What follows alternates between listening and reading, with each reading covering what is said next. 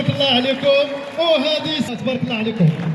الدوري الجميل دوري شباب درعا، وهذا الموسم الرياضي اللي عرف تنافسيه كبيره. اذا اول جائزه سي ابراهيم، احسن لاعب.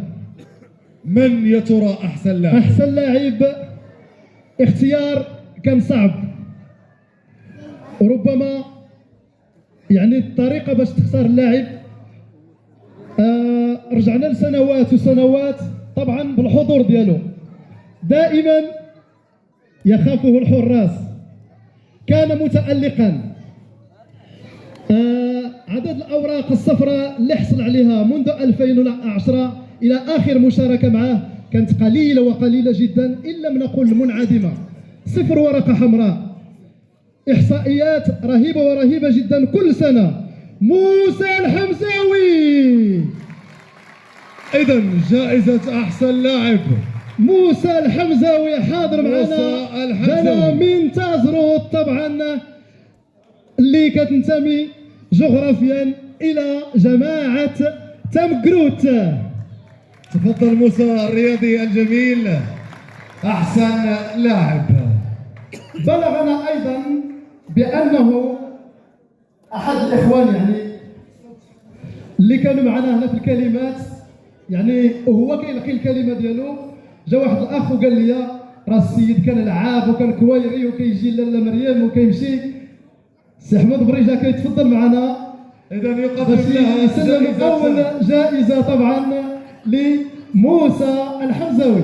جائزة أحسن لاعب يقدمها السيد أحمد بريجة في هذه الأثناء تحت تصفيقاتكم أيها الحضور الجمهور الكريم لأحسن لاعب في دوري شباب درعا الموسم 2023 2024 تصفيقات حارة.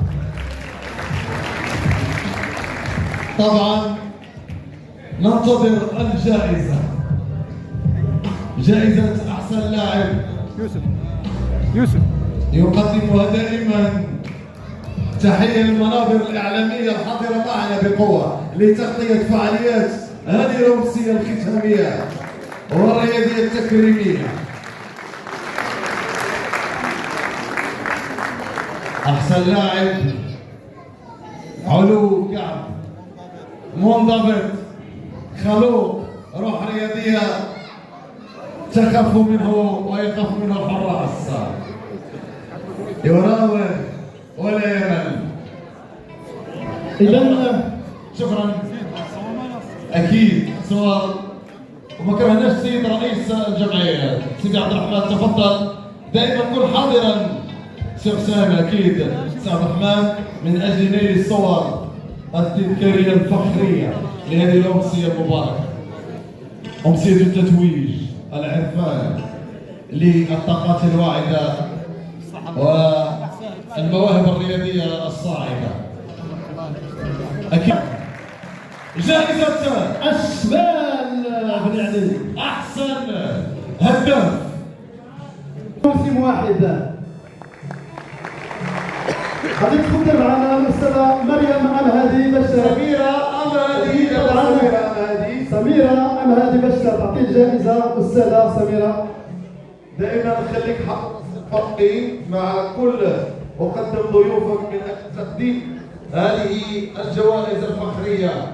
أحسن هداف تقدمها لاله سميرة أمهدي، حاضرة معنا من أجل الدعم والمساندة في هذه الأمسية الرياضية الجميلة والختامية، تعبيرا عن الطاقة الواعدة والصاعدة في مجال كرة القدم. لاله سميرة كلمة موجزة. السلام عليكم، مرحبا بالجميع. لقد حان الوقت للكلمة النسائية، وهي الكلمة التي تعتبر بقوة على الصعيد الوطني والصعيد الدولي. يعني الكلمة النسائية التي تنبع من القلب وتنبع من الضمير الحي. أقول لكم جميعا مرحبا وهنيئا لجمعية درعا على هذه المجهودات الكبيرة وعلى هذا الدعم القوي وعلى جذب الشباب، ودائما وهي تطبق